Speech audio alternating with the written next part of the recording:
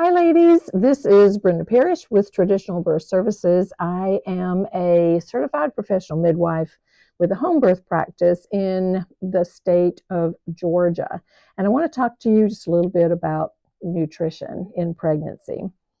One of the things that we always stress for every mom, and we talk a lot about it every time they come in for their prenatal appointment, is how hydrated are you? Are you drinking enough water? And there are multiple benefits to pregnant mommies drinking enough water. There's a direct correlation between how much water you're drinking and how much amniotic fluid you have. So we want to maintain good, healthy levels of amniotic fluid, and drinking your water is what is going to help that. Also, during pregnancy, moms have more of a tendency to have urinary tract infections and kidney stones. Neither one of those are much fun when you're pregnant. So keeping your kidneys and your bladder flushed with a lot of clean water is really helpful to avoid those complications in pregnancy.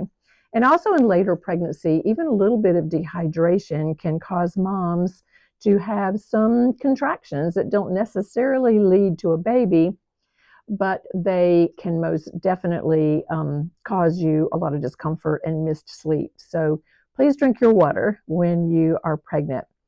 At least 80 grams a day. And then another thing that we're going to talk a lot about when moms come in for their prenatal appointments is protein in your diet. We want you to aim for about 80 grams of protein a day. That means you really kind of got to think about where you're going to get your protein from.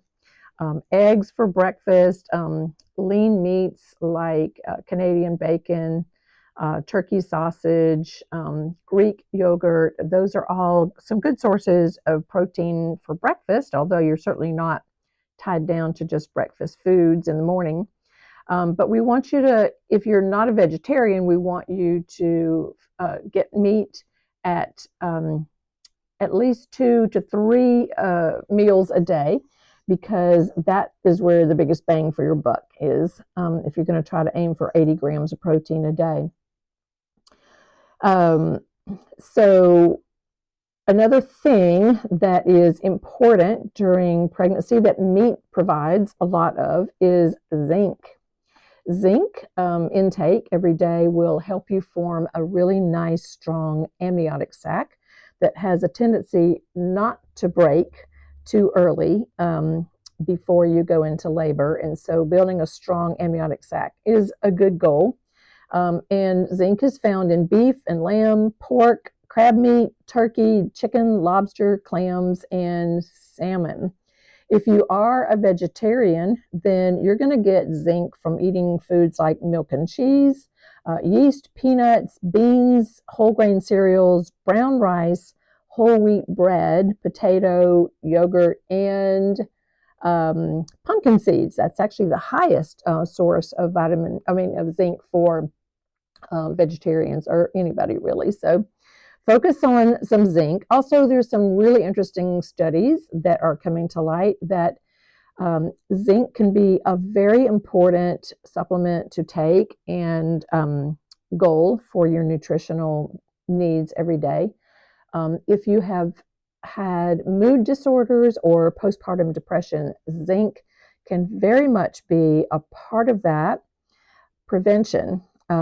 Apparently, some people have too high of copper in their system, and zinc helps to normalize that and help you to avoid some mood disorders. So focus on that. Another thing that helps you build a nice, strong amniotic sac is vitamin C rich food. So we're going to want you to have some source of vitamin C rich foods every day. And of course, when people think about vitamin C, the first thing they think of is citrus foods. And yes, this is a good source of vitamin C. But surprisingly, a really good source of vitamin C is red bell pepper and strawberries and kiwi. So get some form of vitamin C in your diet every day. And that also bumps your immune system up, and it also helps you build a nice, strong amniotic sac that's not going to break preterm. We want you to focus on getting whole grains and not simple carbs.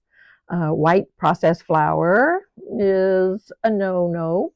So we want you to focus on some whole grains. We want healthy amount of salt, particularly Celtic salt or sea salt, something like that in your diet. And as much as possible, depending on your budget, we want you to aim for organic vegetables and fruits. And if your budget will only tolerate just so much of that organic produce, what you might want to do is research the Clean 15 and the Dirty Dozen. The Dirty Dozen are the foods that you definitely want to focus on buying organic, and the Clean 15 are the foods that you can probably get away with buying non-organic because they have thicker skins or they are not typically sprayed as much as the other foods. So do a little research, your Dirty Dozen and your Clean 15. We are going to want you to avoid soft drinks and all the sugary things, simple carbs. And I would recommend that you avoid things like Splenda and NutraSweet, artificial sweeteners as well. They're not real good for you, pregnant or not pregnant. Focus on doing monk fruit or honey to sweeten things. And if you really, really have a sweet tooth and just can't avoid it, one thing you might want to aim for is to make it a treat once a week. For instance, on Saturday night, you're going to have that bowl of ice cream that you've been wanting all week long, and you've saved it for that one special treat a week. And that will help you to have a healthier pregnancy, a healthier baby, and a healthier outcome.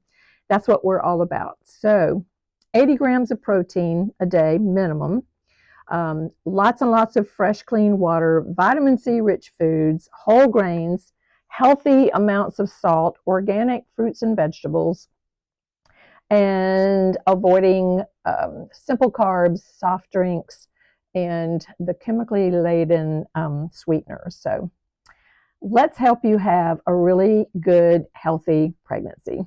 Thanks. Bye.